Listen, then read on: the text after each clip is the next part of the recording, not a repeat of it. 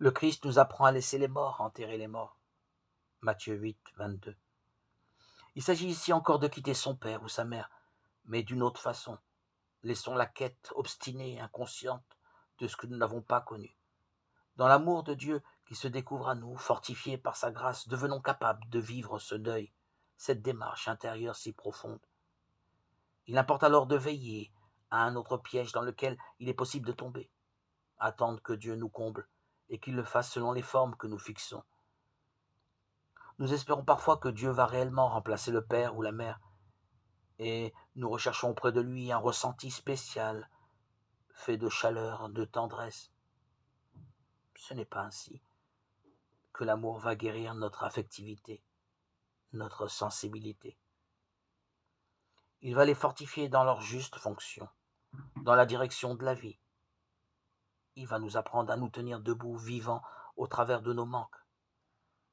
Le Christ dit « Demeurez en moi,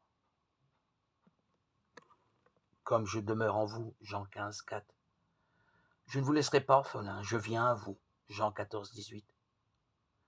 Cela ne veut pas dire que certains n'auront pas à vivre une certaine solitude humaine, mais ils seront capables de la situer, de l'assumer, et de lui permettre de donner sa pleine fécondité.